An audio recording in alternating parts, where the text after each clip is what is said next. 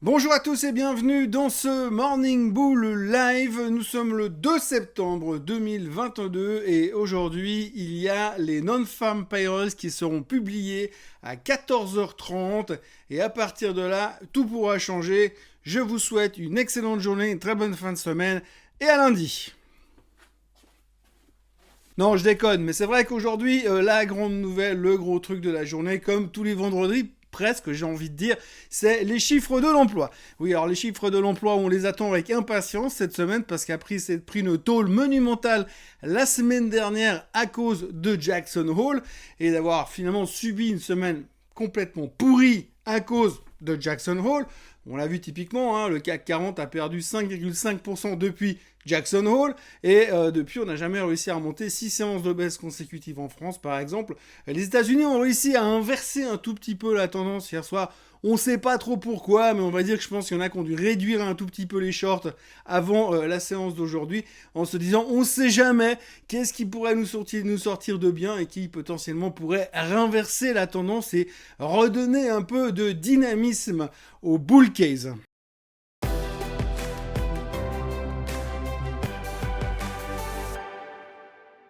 Mais pour l'instant, il faut être très franc, il faut être très clair entre nous. Il n'y a pas vraiment de choses très très positives à attendre. Pourquoi ? Eh bien, simplement, on a déjà touché deux mots hier. Aujourd'hui, on attend 318 000 créations d'emplois, un taux de chômage à 3,5%.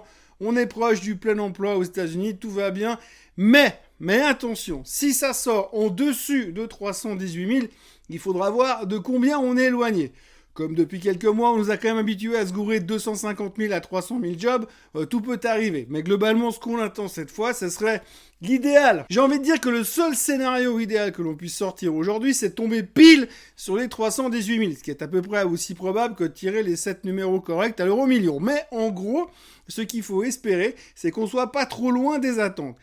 Si on est trop en dessus, la réaction du marché, ce sera « Oh my God, Powell va devoir monter encore les taux massivement parce qu'on est en pleine inflation, le marché explose, eh bien l'économie cartonne, donc du coup il faut absolument freiner tout ça, donc il faut s'attendre à une hausse en tout cas de 75 basis points le 21 septembre, voire peut-être même carrément 1% pour essayer de calmer cette maudite inflation. Bon, ce qu'on comprend pas dans l'histoire, c'est que les taux, la hausse des taux et l'effet direct sur l'inflation prend quand même du temps. C'est un peu comme un paquebot, j'ai déjà dit plusieurs fois.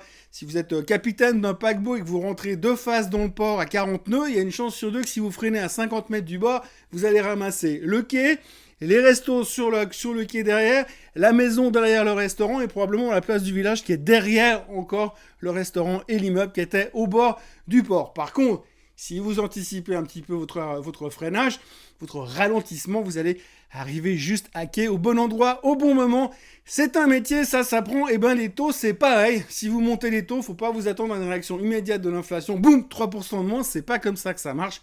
Il y a de l'inertie. Et si les chiffres sont nettement en dessous des 318 000, on va se dire « Oh mon Dieu, c'est la récession, c'est une catastrophe, on va tous mourir. » Et en plus, la Fed n'en a rien à foutre parce que tout ce que veut la Fed, c'est faire baisser l'inflation. Donc, si on est mauvais, on n'attend pas d'aide de la part de la Fed et ça, on ne sait plus comment faire. Ça fait depuis 2008 que sans la Fed, sans les banques centrales, on ne sait plus comment s'en sortir dans les marchés.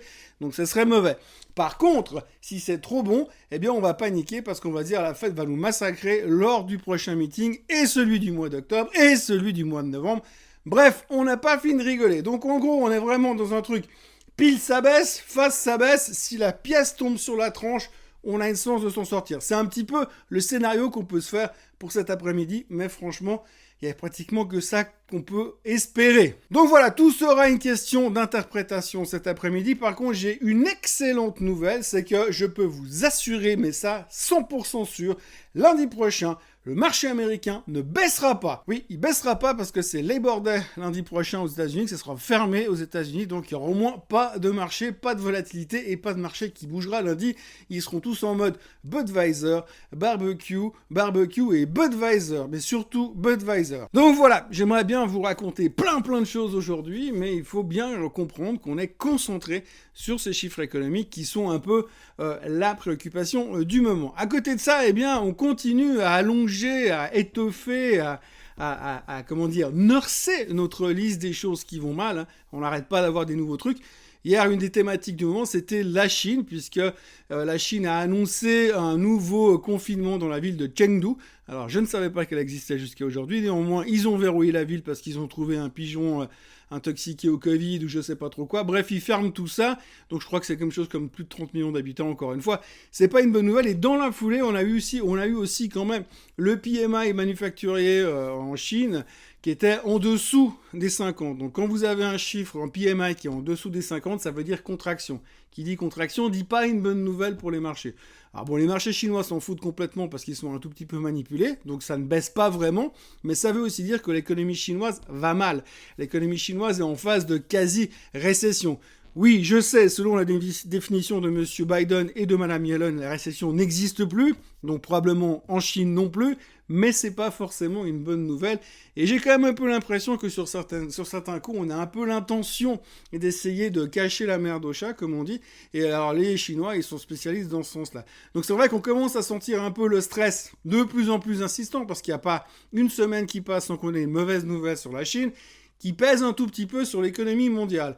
Donc il faudrait quand même bien, de l'autre côté, que les USA ne rentrent pas en récession, parce que s'ils rentrent en récession, ça fait deux des plus grosses puissances économiques mondiales qui seraient en récession, et ça va pas forcément aider le reste, sans compter qu'aujourd'hui, l'Europe, ils sont dans une panade, mais totale, parce que pour l'instant, l'Europe, ils se prennent leurs sanctions en effet boomerang, et que ça commence à peser énormément quand même sur les résultats et sur la puissance économique européenne, enfin, toute relative puissance économique européenne. Donc, il faudra quand même se méfier un tout petit peu de la Chine. Et puis alors, hier, je vous parlais de monsieur Jeremy Grantham, qui était venu nous dire qu'on allait tous mourir et que le marché allait corriger massivement et qu'on était au début de l'explosion de la super bubble.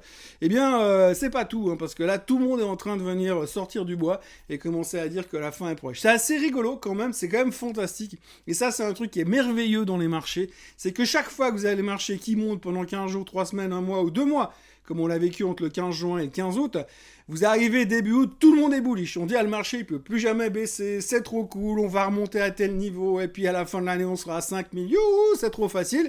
On tape la moyenne mobile des 200 jours, et depuis, ça baisse. Ça baisse, on a déjà perdu 5, 6, 7% selon où. Et puis là, vous avez tout le monde qui débarque. Ouh là là, c'est la fin du monde. On a déjà eu droit, donc, Grantham hier, avant-hier.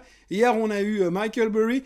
Alors Michael Burry, lui, il est beaucoup plus violent. Alors Burry, vous le connaissez, c'est celui qui avait anticipé la crise des subprimes, c'est celui qui est dans The Big Short, qui est joué par Christian Bale, et monsieur Michael Burry vient régulièrement avec des tweets assez tranchés sur le fait qu'on va tous crever. Et là, en l'occurrence, hier, il est venu avec un target sur le S&P 500 à moins 53%, ce qui veut dire 1900 sur le S&P 500.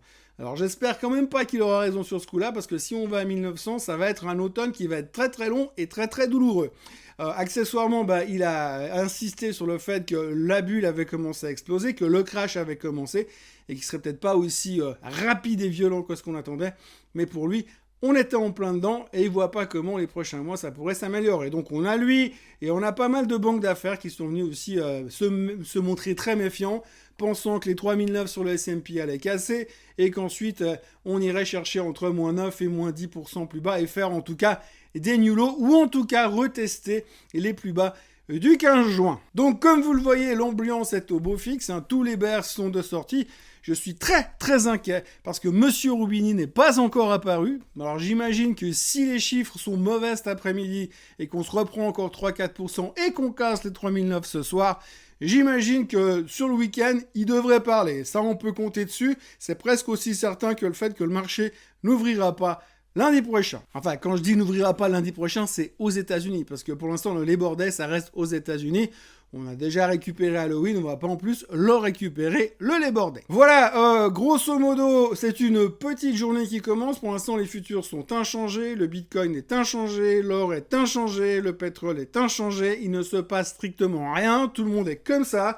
On se dit, on va attendre 14h30. Vous regardez comment se comporte le Nikkei. Il ne bouge pas. Le Nikkei ne fait rien parce qu'il dit, on va attendre les chiffres de 14h30. Ils n'ont pas encore compris qu'à 14h30, ils sont déjà à la maison en train de dîner parce que c'est décalage horaire. Donc les Japonais ne font rien, personne ne fait rien. Tout le monde attend, tapis dans l'ombre pour voir ce qu'ils vont nous sortir à 14h30. Le suspense est total. et l'emmerdement est maximum parce que si vous regardez un petit peu les news de ce matin, il n'y a rien. On a l'impression que tout le monde s'est concerté, on se dit ah non mais le vendredi 2 septembre, il y a les non-farm payrolls, on va pas en plus sortir des nouvelles importantes. Autant se concentrer là-dessus, comme ça on est bien dessus. On notera quand même au passage qu'il y aura le trade balance en Allemagne. Probablement qu'ils ont dû importer beaucoup de gaz, ça c'est une supposition de mon côté. Et puis le chômage en Suisse. Voilà, c'est à peu près tout ce qu'on peut dire ce matin. Non-farm payrolls, et puis un peu non-farm payrolls, donc 318 000 créations d'emplois. Si c'est trop en dessus, c'est pas bon. Si c'est trop en dessous, c'est pas bon. Si c'est pile dessus, c'est un miracle. N'oubliez pas de vous abonner à la chaîne Suisse Côte en français. N'oubliez pas de liker cette vidéo. N'oubliez pas de revenir tout à l'heure. Il y aura le Swiss Bliss en Suisse. Le Swiss Bliss en France-Suisse. Et puis ensuite, c'est le week-end. Donc je vous souhaite une très belle journée, un très bon vendredi. Et alors surtout un excellent week-end prolongé pour ceux qui ne traitent que sur le marché américain. Puis autrement pour les autres, à lundi comme d'habitude. Bye bye.